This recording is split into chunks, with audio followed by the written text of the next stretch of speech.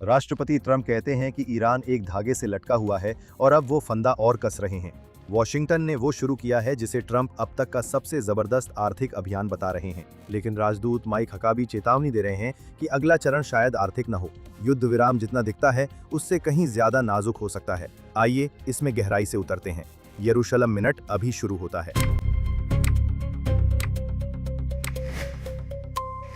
JNS TV पर यरूशलम minute में आपका फिर से स्वागत है। एलेक्स, राष्ट्रपति ट्रंप ने ईरान के खिलाफ एक आर्थिक डी डे की घोषणा की है। राष्ट्रपति का कहना है कि ये किसी भी देश के खिलाफ अब तक की सबसे जबरदस्त आर्थिक कार्रवाई है। ट्रेजरी सेक्रेटरी बेसेंट ने कहा कि ये दुनिया के इतिहास में आर्थिक रूप से अलग थलग करने का सबसे बड़ा समन्वित अभियान होगा। आइए इस क्लिप को देखते हैं। आर्थिक दबाव का मतलब है कि हम अपने सभी सहयोगियों के पास जा रहे हैं और यह दुनिया के इतिहास में आर्थिक रूप से अलग थलग करने का सबसे बड़ा समन्वित अभियान होगा। और हम उनके पास जाकर कह रहे हैं कि आप या तो हमारे साथ हैं या हमारे खिलाफ। हम इस शासन को गिरा देंगे। मुझे लगता है कि यहाँ सबसे महत्वपूर्ण बात यह है कि ट्रेजरी सेक्रेटरी बेसेंट कहते हैं कि प्रतिबंधों का मकसद शासन को गिराना है। राष्ट्रपति ट्रंप कई महीनों से इस बात पर टालमटोल करते रहे हैं कि किसी भी सैन्य कार्रवाई का उद्देश्य शासन को गिराना है या नहीं। उन्होंने हमेशा कहा कि सैन्य कार्रवाई का मकसद ये सुनिश्चित करना है कि ईरान कभी भी उस परमाणु दहलीज को पार न करे। शासन के साथ बातचीत करके असल में आप जो कर रहे थे वो था बचे हुए शासन और नए सर्वोच्च नेता अली खामनेई के बेटे मुज्तबा खामनेई को और ताकत देना। कोई नहीं जानता कि उनकी सेहत की हालत क्या है, क्या वो फैसले लेने में सक्षम हैं। जाहिर तौर पर खुफिया जानकारी के मुताबिक वो जिंदा हैं, लेकिन गंभीर रूप से घायल हैं। लेकिन जब आप ईरानी संसद के अध्यक्ष घालिबाग जैसे लोगों के साथ बातचीत कर रहे हैं और विदेश मंत्री रागी के साथ, तो आप मूल रूप से ये कह रहे हैं कि ये शासन के सदस्य अगली पंक्ति हैं और आप उम्मीद कर रहे हैं कि शासन का यही स्तर बना रहे। और यहां हॉर्मुज जलडमरू मध्य को खोलने के लिए महीनों तक बातचीत करने की कोशिश के बाद, ईरान को निरीक्षण के लिए राजी करने की महीनों की कोशिश के बाद, देश से परमाणु सामग्री बाहर ले जाने देने के लिए राजी करने की कोशिश के बाद, फिर कभी परमाणु हथियार हासिल करने की कोशिश न करने का वादा करने के लिए, राष्ट्रपति ट्रंप ने आखिरकार ये मान लिया कि समस्या खुद शासन है। आर्थिक प्रतिबंधों का मकसद शासन को गिराना है। बेसन ने कहा कि यह दुनिया के इतिहास में सबसे बड़ा आर्थिक प्रतिबंध तंत्र बनने जा रहा है, मूल रूप से। और ये केवल ईरान और उसके वित्तीय खातों को ही निशाना नहीं बना रहा है, बल्कि ये उन लोगों को भी निशाना बनाएगा जो किसी न किसी तरह से ईरान की मदद कर रहे हैं। और जब आप ऐसा कहते हैं तो आप शायद चीन की ओर, शायद रूस की ओर, शायद कतर की ओर उंगली उठा रहे हैं। तो मुझे लगता है कि अब दबाव बदल रहा है। ट्रंप साफ तौर पर नहीं चाहते कि एक और सैन्य टकराव हो, लेकिन आर्थिक प्रतिबंधों की जो व्यवस्था वो लागू करना चाहते हैं, वो आखिरकार सही लक्ष्य पर केंद्रित है, जो है इस शासन को गिराना और समाप्त करना। एलेक्स, मैं आपकी बात समझ रहा हूँ और ये सब कहने के बावजूद अमेरिका के इजराइल में राजदूत माइक हकाबी ने कहा है कि राष्ट्रपति ट्रंप सैन्य बल का इस्तेमाल करने को लेकर गंभीर हैं अगर वो जरूरी हो जाता है। आइए उस क्लिप को देखते हैं। क्या राष्ट्रपति ईरानियों के साथ अपना धैर्य खो देंगे? हो सकता है। उन्होंने पहले भी 2 बार ऐसा किया है। आप सोचेंगे कि इसके बाद शायद वे समझने लगेंगे कि राष्ट्रपति ट्रंप सैन्य कार्रवाई करने के मामले में गंभीर हैं, जब उन्हें लगता है कि यही एकमात्र विकल्प है। मुझे लगता है कि ये दोनों बातें वास्तव में एक साथ चलती है। आप जानते हैं, अगर आप बहुत कड़े आर्थिक प्रतिबंध लगाने जा रहे हैं, जो कि उन्हें शुरू से ही करना चाहिए था, लेकिन अगर वे अब ऐसा कर रहे हैं और वे आर्थिक दबाव को इस तरह बढ़ा रहे हैं जो शासन की स्थिरता के लिए खतरा बन रहा है, आप ईरानियों से क्या उम्मीद करेंगे? वे एक बार फिर क्षेत्र को अस्थिर करने की कोशिश करेंगे, हॉर्मुज जलडमरू मध्य से गुजरने वाले जहाजों पर हमला करके और मध्य पूर्व के विभिन्न देशों और वहां स्थित अमेरिकी सैन्य ठिकानों पर मिसाइलें दागकर। इसलिए आपको ईरान पर एक और सैन्य अभियान के खतरे को मंडराते हुए रखना होगा, ताकि वे खुद से स्थिति को और बढ़ाने की कोशिश न करें। सैन्य रूप से उन्हें यह पता होना चाहिए कि आर्थिक प्रतिबंधों के दूसरी ओर एक बहुत ही विश्वसनीय सैन्य खतरा है, और मुझे लगता है कि माइक हकाबी ये संदेश बहुत अच्छे तरीके से पहुंचा रहे हैं। एलेक्स, इस हफ्ते की एक बड़ी खबर थी कि इजराइल ने उत्तर पश्चिमी सीरिया में हमला किया। ये हमले उस समय हुए जब इजराइल को चिंता थी कि सीरिया एलेपो के पास एक बेस पर तुर्की सैनिकों को तैनात करने की तैयारी कर रहा था। इजराइल ने अभी एक सीरिया के अंदर एक सुरक्षा खतरे को इजराइल ने कुछ और बड़ा बनने से अभी रोका है। 1 साल से भी पहले इजरायल और सीरिया के बीच सुरक्षा स्थिति को जस का तस बनाए रखने और इस सीमा को शांत रखने के लिए एक समझौता हुआ था। सीरिया ने उस समझौते का उल्लंघन किया। इजरायली खुफिया एजेंसी ने पता लगाया कि तुर्की सैनिक अबू अल दाहोर एयरबेस पर तैनात होने वाले हैं, जो उत्तरी सीरिया में स्थित है, जो जैसा कि आप देख सकते हैं इजरायली शहरों और इजरायली समुदायों से 200 मील से भी कम दूरी पर है। प्रधानमंत्री नेतन्याहू ने इजरायल का रुख बहुत स्पष्ट कर दी। हम तुर्की को सीरिया में अपनी पकड़ मजबूत करने और लगातार दक्षिण की ओर इजरायल की सीमा की तरफ बढ़ने की अनुमति नहीं देंगे। इजरायल ने सीरिया को बार बार चेतावनी दी, ऐसा मत करो। हम जानते हैं कि सीरिया ने वे चेतावनियां प्राप्त की थी और उसने उन्हें नजरअंदाज करना चुना। खैर, इस क्लिप से बहुत कुछ समझा जा सकता है और डोरॉन इस पिछले हफ्ते हमारे प्रोग्राम में थे। डोरॉन पहले यहीं जेएनएस में पॉडकास्ट होस्ट हुआ करते थे। तो एक बार फिर एक और बड़ा जेएनएस टैलेंट सीधे प्रधानमंत्री कार्यालय में काम करने जा रहा है। और मैं कहूंगा कि मुझे ये वीडियो देखकर खुशी हुई, क्योंकि युद्ध के शुरुआती दिनों के बाद से हमने प्रधानमंत्री कार्यालय से ऐसे वीडियो नहीं देखे हैं और यह एक बहुत जटिल कहानी है। और मुझे खुशी है कि प्रधानमंत्री कार्यालय इसे प्रधानमंत्री, उनके कार्यालय और सुरक्षा अधिकारियों के नजरिए से समझा रहा है। तो सबसे पहली बात, यह बहुत अच्छा है कि हमारे पास ये है। दूसरी बात, जब बात आती है कि यहाँ सीरिया और तुर्की के साथ क्या हो रहा है, तो इसे याद रखें। अल शारा, जिसे पहले अल जोलानी के नाम से जाना जाता था, एक तुर्की समर्थित आतंकवादी है जो सीरिया पर कब्जा करने आया था और मूल रूप से बशर असद, दमिश्क के कसाई, को बाहर निकालना चाहता था, जो सीरियाई गृह युद्ध के बाद से सत्ता से चिपके हुए थे।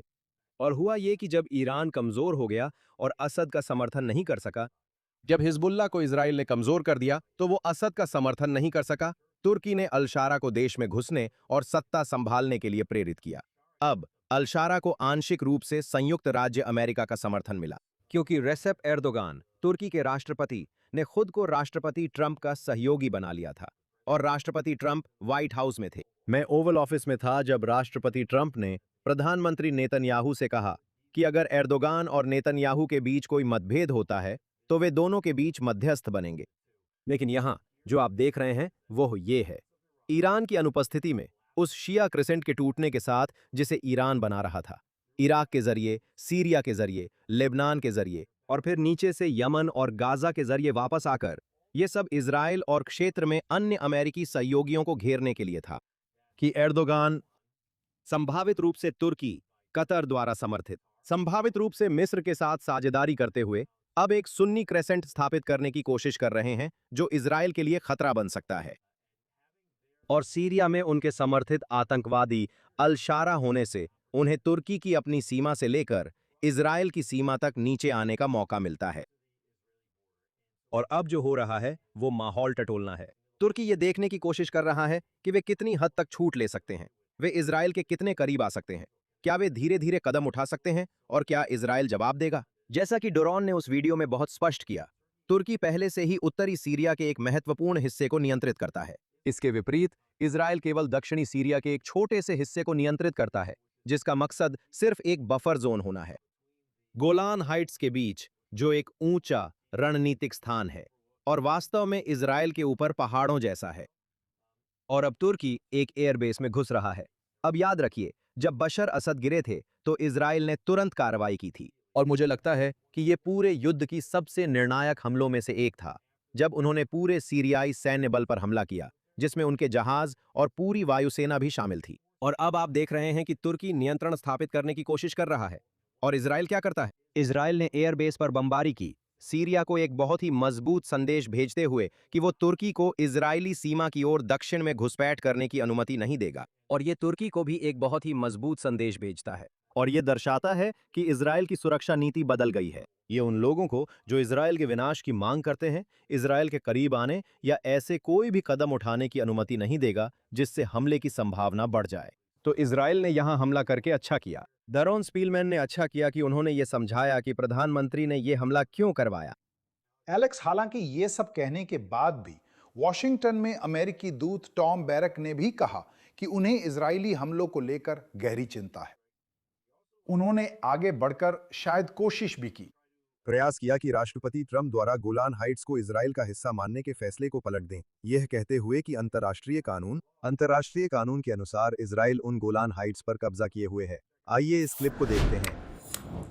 राष्ट्रपति ट्रंप ने संयम बरतने की कोशिश करने की एक सीमा खींच दी है। गोलान में सीरिया के साथ वे अभी भी गोलान पर कब्जा किए हुए हैं।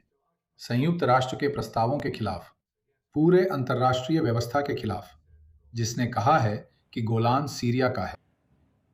तो ये घुसपैठ कब तक चलती रहेंगी? जब तक माहौल ठंडा नहीं हो जाता। देखिए, यहाँ कई पक्ष हैं। ट्रंप प्रशासन की ओर से कोई सुसंगत नीति सामने नहीं आ रही है। आप ये सुनना चाहेंगे कि एक तरफ माइक हकाबी और दूसरी तरफ टॉम बैरक जैसे लोग एक जैसी बातें कह रहे हों, लेकिन यहां ऐसा बिल्कुल भी नहीं हो रहा है। ट्रंप प्रशासन से अलग अलग विचार सामने आ रहे हैं, और यहां मूल रूप से विदेश मंत्रालय से भी, क्योंकि राजदूत विदेश मंत्रालय का ही हिस्सा होते हैं। आप शायद ये सुनना चाहेंगे कि मार्को रूबियो स्थिति स्पष्ट करें या राष्ट्रपति खुद स्थिति स्पष्ट करें, लेकिन टॉम बैरक साफ तौर पर इजरायल के विरोध में हैं और इस पूरे युद्ध के दौरान लगातार इजरायल के विरोध में रहे हैं। जब हम गोलान की बात कर रहे हैं, गोलान हाइट्स को इजरायल का हिस्सा मानने की बात है। मेरा मतलब है, ये वो चीज है जिसे ट्रंप प्रशासन ने अपने पहले कार्यकाल में मान्यता दी थी।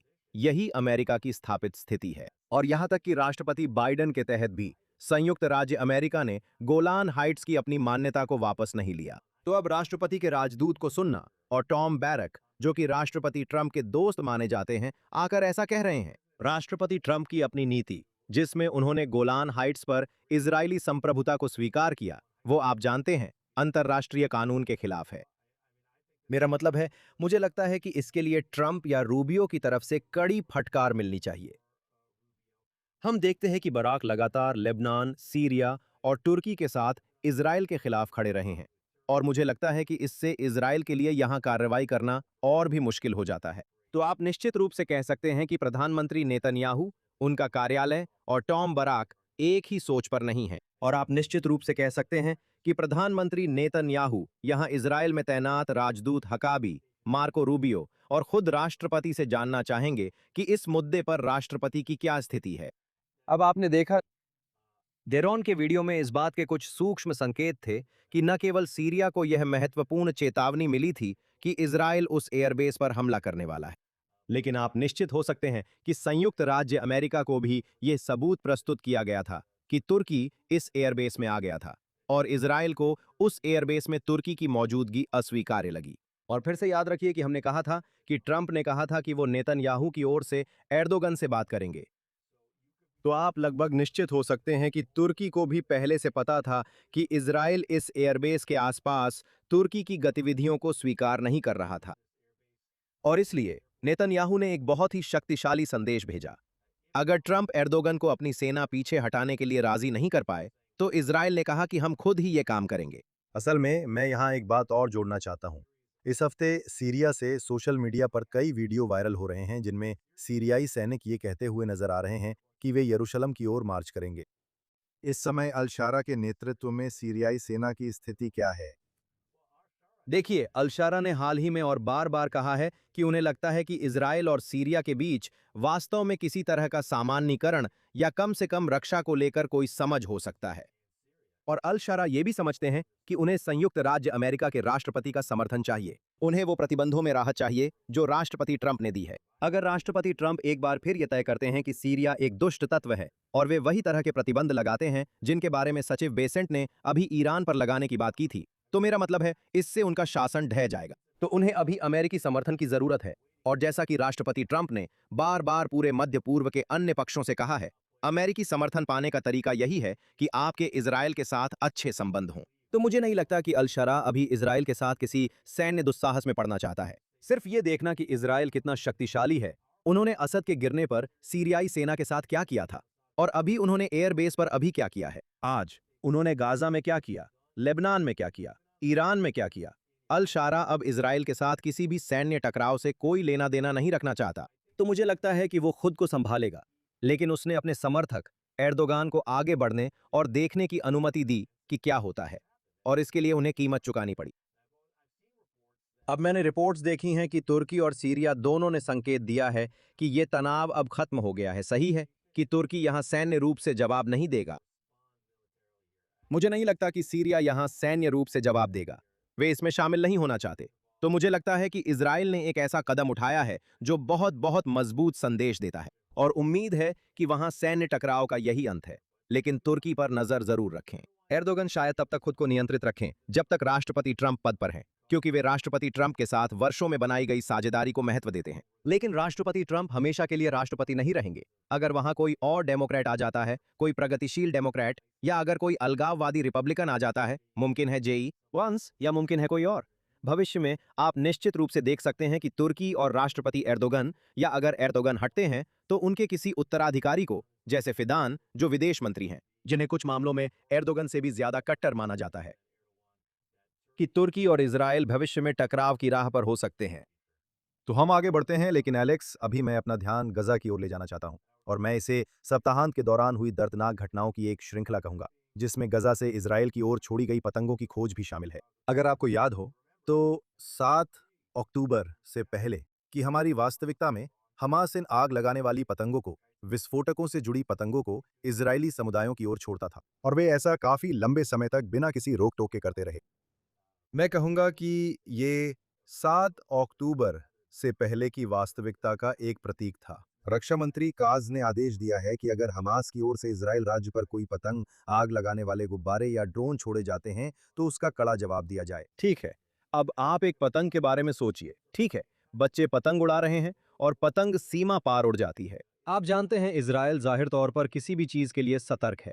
गाजा के लोग हमास सीमा पार आग लगाने वाली पतंगे भेज रहे थे, उन पर विस्फोटक उपकरण लगे हुए थे, और इसका मकसद गाजा सीमा से लगे कृषि क्षेत्रों में आग लगाना था, और वो इलाका बहुत उपजाऊ है।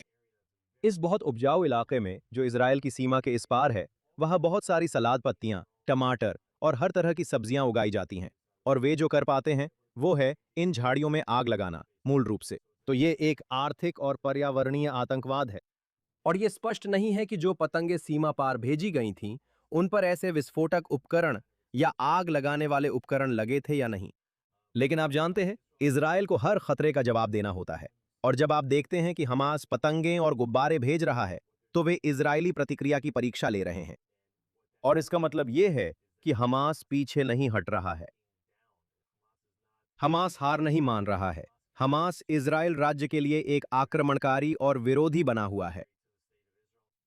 तो मुझे लगता है कि इजराइल को पूरी तरह सतर्क रहना होगा, और ये अच्छा है कि इजराइल कार्ड्स कह रहे हैं कि इजराइल किसी भी समय कुछ भी, कोई भी हलचल देखेगा तो वो कड़ा जवाब देगा, चाहे वो गुब्बारे या पतंग जैसी मामूली चीज ही क्यों ना हो, या कुछ ऐसा जो ज्यादा गंभीर लगे, जैसे ड्रोन या इजरायली सैनिकों या इजराइल की सीमा की ओर कोई भी अन्य हलचल। इजराइल को एक बार फिर खुद को एक मजबूत सैन्य शक्ति के रूप में स्थापित करना होगा, जो किसी भी तरह के गलत व्यवहार को बर्दाश्त नहीं करेगा, चाहे वो कितना भी गंभीर क्यों न लगे। एलेक्स, हमास और गाजा की बात करते हुए अमेरिका भी था। इस हफ्ते विशेष दूत जैरेड कुशनर ने काहिरा में हमास के वरिष्ठ अधिकारियों से मुलाकात की और हमास के निरस्त्रीकरण की संभावना पर चर्चा की। उन्होंने कहा कि अगर हमास सहयोग नहीं करता है तो अमेरिका इजराइल को जवाबी कार्रवाई करने से नहीं रोकेगा। चलिए पहले उस क्लिप को देखते हैं। गाजा के पुनर्निर्माण की योजना के लिए हम पूरी तरह प्रतिबद्ध हैं, लेकिन जब तक निरस्त्रीकरण नहीं होता, हम गाजा को फिर से बनाने की अनुमति नहीं देंगे। कोई भी उस जगह में और पैसा नहीं लगाना चाहता जो इतने लंबे समय से ऐसी ही स्थिति में है। अगर वहां फिर से आतंकवादी कब्जा कर लेंगे या फिर से सब कुछ तबाह हो जाएगा। अगर कोई आसन खतरा होता है तो हम इजराइल के आत्मरक्षा के अधिकार को भी सीमित नहीं करेंगे, और इसलिए हमें ये स्पष्ट करना पड़ा कि इसका क्या मतलब है। हम प्रगति देख सकते हैं, आप जानते हैं, जितनी जल्दी हो सके, शायद 30 दिनों में। उम्मीद है कि कुछ हथियार बाहर निकालना शुरू कर देंगे, और उम्मीद है कि अगले 60 से 90 दिनों में कुछ सुरंगों को भी भरना शुरू कर देंगे। आप यहाँ जैरेड कुशनर के इंटरव्यू से देख सकते हैं कि वो सच में स्थिति स्पष्ट कर रहे हैं, और ये पूरी तरह स्पष्ट कर रहे हैं कि वो प्रधानमंत्री नेतन्याहू की स्थिति के साथ पूरी तरह से सहमत हैं। आप जानते हैं, कुशनर और उनकी टीम ने इस 15 बिंदुओं की योजना को आगे बढ़ाया, जो कि मूल 20 बिंदुओं की योजना में संशोधन था। इसमें नरम तरीके से निरस्त्रीकरण की बात की गई थी। प्रधानमंत्री नेतन्याहू ने बहुत ही दृढ़ता से कहा कि इजराइल इस 15 बिंदुओं के प्रस्ताव को पूरी तरह से खारिज करता है, क्योंकि हमास का निरस्त्रीकरण और गाजा का कट्टरपंथीकरण समाप्त करना, ये दोनों ही मूल 20 बिंदुओं की युद्ध विराम योजना की पहली शर्तों में शामिल हैं, जिस पर इजराइल ने बंधकों की वापसी के साथ हस्ताक्षर किए थे। तो कुशनर यहां ये बहुत स्पष्ट कर रहे हैं कि जब तक हमास का निरस्त्रीकरण नहीं होता, तब तक गाजा पट्टी के पुनर्निर्माण के लिए कोई पैसा नहीं जाएगा। अब मुझे लगता है कि ये उनकी तरफ से काफी हद तक ख्याली पुलाव है कि 30 दिनों के भीतर आप किसी हद तक निरस्त्रीकरण देखेंगे। अब हो सकता है कि आप कुछ देखें, है ना? हमास कहेगा, अरे देखो, हमें कुछ आरपीजी मिले हैं और हम आपको उनमें से कुछ दे रहे हैं। तो आप जानते हैं ये आरपीजी का कितना प्रतिशत है? आप जानते हैं बंदूकों का कितना प्रतिशत है? प्रधानमंत्री नेतन्याहू ने स्पष्ट कर दिया है कि ये केवल आरपीजी जैसे भारी हथियारों की बात नहीं है। इसमें हल्के हथियार भी शामिल होने चाहिए, जैसे मशीन गन, सब कुछ। ये सब कुछ सौंपना होगा, इन्हें गाजा से हटाना होगा और निगरानी और नियंत्रण की व्यवस्था होनी चाहिए, जिसमें संभवतः एक अंतर्राष्ट्रीय स्थिरीकरण बल की तैनाती भी शामिल हो, ताकि यह सुनिश्चित किया जा सके कि हमास के पास कोई हथियार न हो। अब इस हफ्ते हमें ये भी खबरें मिली कि इजराइल ने गाजा में जाने के लिए प्रस्तावित अंतर्राष्ट्रीय स्थिरीकरण बल के प्रारंभिक गठन को अस्वीकार कर दिया है। और हमें सवाल पूछने होंगे, क्यों? वहां कौन कौन से देश हैं? क्या वो तुर्की है? क्या वो कतर है जो कह रहा है, अरे हम गारंटर बनेंगे? मेरा मतलब है, अगर अगर वो तुर्की है, तो आपने अभी सीरिया की कहानी के संदर्भ में बात की थी कि इजराइल को तुर्की पर बिल्कुल भी भरोसा नहीं है और वे जाहिर तौर पर गाजा में भी अपनी पकड़ बनाना चाहते हैं। ये ऐसी बात है जिसे इजराइल बिल्कुल भी बर्दाश्त नहीं करेगा। तो सवाल यह है कि अंतर्राष्ट्रीय स्थिरीकरण बल में कौन है, वहां कितने लोग हैं, उनका कार्यादेश क्या है, और कौन वास्तव में सुरक्षित रूप से यह गारंटी दे सकता है कि हमास अपने हथियार सौंप रहा है, कि गाजा का सैन्यीकरण समाप्त हो जाएगा? तो जाहिर है दूत प्रधानमंत्री नेतन्याहू से मिलने गए, लेकिन जो मैंने सुना उसमें अमेरिका पर काफी आलोचना की गई थी। कुशनर और उनकी टीम की आलोचना की गई कि उन्होंने सबसे पहले हमास के साथ बैठकर बातचीत की। आप इस बारे में क्या सोचते हैं? जी हाँ, बिल्कुल सही। यहाँ आलोचना यही थी कि आप मूल रूप से आतंकवादियों के साथ बातचीत कर रहे हैं। अब अमेरिका और इजराइल ने दुर्भाग्यवश पिछले कुछ समय से, लगभग पिछले 1 साल से, आतंकवादियों के साथ बातचीत की है। आपने कतर के मध्यस्थों के जरिए गाजा में युद्ध विराम पर बातचीत की है। आप मूल रूप से लेबनान में हमास के साथ बातचीत कर रहे हैं। आप बातचीत कर रहे हैं मूल रूप से युद्ध विराम के लिए लेबनानी सरकार के साथ। भले ही जब आप युद्ध विराम की बात कर रहे हैं तो असल में आप हिजबुल्लाह के साथ युद्ध विराम की बात कर रहे हैं। तो आतंकवादियों के साथ बातचीत हुई है और संयुक्त राज्य अमेरिका ईरानी शासन के साथ भी बातचीत कर रहा है। तो यही संयुक्त राज्य अमेरिका की रणनीति रही है कि इन लोगों के साथ बैठकर बातचीत की जाए। अब कुशनर ने अपने किए गए काम का बचाव किया और उन्होंने कहा, आप जानते हैं, आपको उनसे बात करनी होगी और उन्हें बताना होगा कि योजनाएं क्या है। अब अगर वो उन्हें ये बता रहे हैं कि जब तक आप गाजा को निरस्त्र नहीं करते तब तक पुनर्निर्माण के लिए एक पैसा भी नहीं आएगा, तो अब हमास को खुद से एक सवाल पूछना होगा, जैसे हम गाजा पट्टी को यहाँ कोई पैसा आए बिना कितने समय तक चला सकते हैं? और साथ ही वो ये भी कह रहे हैं कि अगर इजराइल अंदर जाता है तो संयुक्त राज्य अमेरिका उसे रोकने वाला नहीं है। अब ये थोड़ा सा पेचीदा खेल है, क्योंकि भले ही संयुक्त राज्य अमेरिका बहुत स्पष्ट रूप से कह रहा हो कि हम इजराइल को नहीं रोकेंगे, कुछ हद तक इजराइल गाजा में जाने से इसलिए भी रुका हुआ है क्योंकि अगर वो सैन्य रूप से गाजा में वापस जाने का फैसला करता है तो उस पर अंतर्राष्ट्रीय दबाव बहुत ज्यादा आ जाएगा। मुझे लगता है कि इजराइल वर्तमान स्थिति से संतुष्ट है, भले ही हमास के पास ऐसे हथियार हों जो अभी सीधे तौर पर सीमा के दूसरी तरफ मौजूद इजरायली नागरिकों के लिए खतरा न बने, क्योंकि आपके पास इतनी बड़ी बफर जोन है जिसमें इजराइल गाजा के 50% से ज्यादा हिस्से को नियंत्रित कर रहा है, उस पीली रेखा से लेकर इजराइल की मुख्य भूमि तक। लेकिन गाजा पट्टी में कोई पैसा नहीं आने वाला है और इजराइल ये बात बहुत साफ कर रहा है कि पैसा तब तक नहीं जाएगा जब तक हमास पीछे नहीं हटता, जब तक वहां कोई दूसरी शासक ताकत नहीं आती, जब तक हमास कोई खतरा नहीं बनता, क्योंकि उनके पास वहां कोई हथियार नहीं है। अब एक और बात है जो प्रधानमंत्री कार्यालय ने बहुत साफ कर दी है, और आप जानते हैं मैंने प्रधानमंत्री कार्यालय के वरिष्ठ अधिकारियों से बात की और उन्होंने मुझे बताया कि प्रधानमंत्री ने जैरेड कुशनर को बहुत साफ शब्दों में कह दिया कि इजराइल की तरफ से फिलिस्तीनी राज्य के निर्माण की दिशा में कोई भी कदम नहीं उठाया जाएगा। गाजा में फिलिस्तीनी राज्य के निर्माण की भी नहीं, यहूदा और सामरिया में भी फिलिस्तीनी राज्य के निर्माण की नहीं। तो इसका मतलब यह है कि अगर हमास अचानक से अच्छा व्यवहार करने लगे, अपने सारे हथियार सौंप दे, गाजा के पुनर्निर्माण के लिए पैसा आना शुरू हो जाता है। इसका मतलब यह नहीं है कि गाजा एक फिलिस्तीनी राज्य में बदल जाएगा। अगर सऊदी लोग आकर कहते हैं, सुनिए हम इजराइल के साथ संबंध सामान्य करना चाहते हैं, हमारी केवल एक शर्त है कि फिलिस्तीनी राज्य की ओर कोई रास्ता हो। इजराइल बहुत स्पष्ट रूप से कह रहा है और प्रधानमंत्री भी जैरेड कुशनर से बहुत साफ और सीधे कह रहे हैं कि जब तक वे प्रधानमंत्री हैं तब तक किसी भी फिलिस्तीनी राज्य का निर्माण नहीं होगा।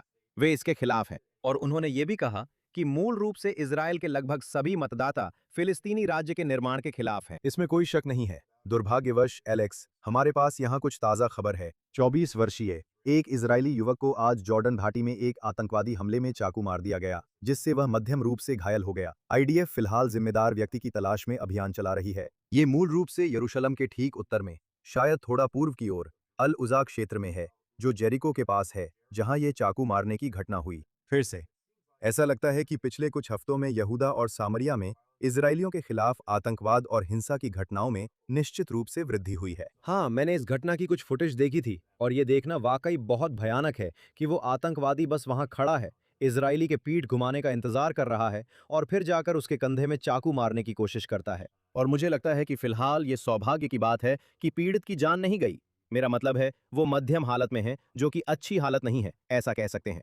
लेकिन हाँ, आप सही कह रहे हैं कि हम और ज्यादा चाकूबाजी और ज्यादा गाड़ी से कुचलने की घटनाएं, संभावित गोलीबारी देख रहे हैं। और जो हम नहीं देखना चाहते वो है कि फिर से इंतिफादा जैसी स्थिति लौट आए, जैसी हमने पहले देखी थी। जैसे 2014 में यरूशलेम और पूरे यहूदा और सामरिया में कार से कुचलने और चाकूबाजी की घटनाएं हुई थीं। हम निश्चित रूप से आतंक से जुड़ी घटनाओं में वृद्धि देख रहे हैं। और आप दूसरी तरफ ये भी देख रहे हैं कि यहूदा और सामरिया में इजरायली लोगों में काफी तनाव है, जो सेना और सरकार की अपेक्षा से थोड़ा ज्यादा स्वतंत्र रूप से काम कर रहे हैं।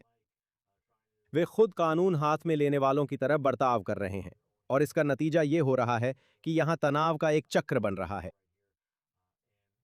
और अंततः ये इजरायली सेना पर निर्भर करेगा कि वो यहूदा और सामरिया के अंदर आतंकवादी ठिकानों पर सख्ती करे। और साथ ही ये भी कोशिश करनी होगी कि यहूदी समुदाय के नेताओं को, जिनके पास इस छोटी सी अराजकता पर ज्यादा नियंत्रण नहीं है, जिसे हिलटॉप यूथ कहा जाता है, उन्हें भी समझाया जाए। हिलटॉप यूथ को नियंत्रण में लाने के लिए, ताकि सेना अपना काम कर सके और उस दबाव को कम किया जा सके। और अगर आप उस दबाव को कम होते नहीं देखते हैं, तो आप हिंसा के बढ़ने को देख सकते हैं और फिर संभवतः पूरे यहूदा और सामरिया में एक बड़े इजरायली अभियान की आवश्यकता हो सकती है। एलेक्स, और निश्चित रूप से यूरोपीय प्रतिक्रिया क्या है? यूके, फ्रांस, इटली और अन्य देश यहूदा और सामरिया में जो हो रहा है उस पर क्या कह रहे हैं? तो वे इजराइल की निंदा कर रहे हैं क्योंकि उसने E1 कॉरिडोर में निर्माण के लिए टेंडर जारी किए हैं। यह वह रणनीतिक कॉरिडोर है जो यरूशलेम और लीड रामल्ला के बीच है। इस हफ्ते बहुत आलोचना आ रही है, खासकर यूके के विदेश सचिव एड मिलिबेंड से, जिन्होंने यहूदा और सामरिया में यहूदियों द्वारा निर्माण करने पर अतिरिक्त प्रतिबंध लगाने की धमकी भी दी है। इस पर ताज़ा जानकारी क्या है? ठीक है, तो यूके मूल रूप से यहूदियों पर प्रतिबंध लगाने की धमकी दे रहा है जो यहूदा में निर्माण करना चाहते हैं। मेरा मतलब है E1 यहूदा की पहाड़ियों में है। यह यहूदा का हिस्सा है, यहूदा की उत्तरी सीमा है। तो यूके, जिसे पूरे क्षेत्र में एक यहूदी राज्य बनाने का जनादेश मिला था, जिसमें पूरा इजराइल शामिल है, पूरा यहूदा और सामरिया और यहाँ तक कि पूरा जॉर्डन भी उस मामले में शामिल है, और फिर उसने अपने ही जनादेश का उल्लंघन किया। उस भूमि का 75% हिस्सा जॉर्डन को दे दिया। और फिर जब इजराइल ने संप्रभुता की घोषणा की, तब भी इजरायली संप्रभुता को मान्यता नहीं दी। 1948 के स्वतंत्रता संग्राम के समय भी फिर कह दिया जाता है कि यहूदियों को यहूदा में निर्माण करने का अधिकार नहीं है, जैसे कि यहूदा के अलावा किसी और जगह पर यहूदियों को निर्माण करने का अधिकार मिल जाएगा। और आप जानते हैं, कुछ साल पहले आप सोचते कि यूनाइटेड किंगडम इजराइल के शीर्ष 1, 2 या 3 सहयोगियों में से है। और जो आप बार बार देख रहे हैं, यूनाइटेड किंगडम की नीति ये दिखाती है कि वे वह भरोसेमंद सहयोगी नहीं है जैसा कि इजराइल ने कभी सोचा था कि उनके पास है। और अच्छा है देखना कि इजराइल ने मिलीबैंड के उन बयानों पर कैसे प्रतिक्रिया दी है। हाँ बिल्कुल, विदेश मंत्री गिदोन सार ने कहा कि यहूदी लोगों को पूरे इजराइल की भूमि में रहने का अधिकार है। वैसे E1 योजना को यित्ज़हाक राबिन ने मंजूरी दी थी, तो यह कोई दक्षिणपंथी सरकार नहीं थी। हम लगभग 30 साल पहले की बात कर रहे हैं, जब E1 में निर्माण के लिए पहली बार मंजूरी दी गई थी। एलेक्स, मैं इस हफ्ते का शो एक ऐतिहासिक खबर के साथ खत्म करना चाहता हूं, जो एक बार फिर दिखाती है कि इजराइल किसी को भी पीछे नहीं छोड़ता। पिछले शुक्रवार को एक भावुक समारोह हुआ। यरूशलेम के माउंट ऑफ ऑलिव्स कब्रिस्तान में एक अंतिम संस्कार हुआ। स्टाफ सर्जेंट फर्स्ट क्लास यहूदा यकूती एलिकात्स शुक्रवार को दफनाया गया, 44 साल बाद, जब वो पहले लेबनान युद्ध के दौरान सुल्तान याकूब की लड़ाई में शहीद हुए थे। उनके अवशेष, उनका ठिकाना कई सालों तक वास्तव में अज्ञात था। उनके अवशेषों को वापस लाने के लिए यहाँ एक विशेष अभियान चलाया गया। उन्हें इस पिछले शुक्रवार को यरूशलेम में उचित अंतिम संस्कार दिया गया। ये बहुत भावुक क्षण था। ये इस बात का संकेत है कि इजराइल अपने सैनिकों को पीछे नहीं छोड़ता। इजराइल के लिए ये बहुत आसान होता कि वो उन हड्डियों को वहीं छोड़ देता जहां वे थीं। मेरा मतलब है, काद्स 1982 में पहले लेबनान युद्ध में शहीद हुए थे। तो आप जानते हैं, अब देखिए, ये लगभग 44 साल बाद की बात है। इज़राइल एक गुप्त सैन्य अभियान चलाता है ताकि उसके अवशेषों को वापस लाने के लिए उन्हें इज़राइल लाया जा सके।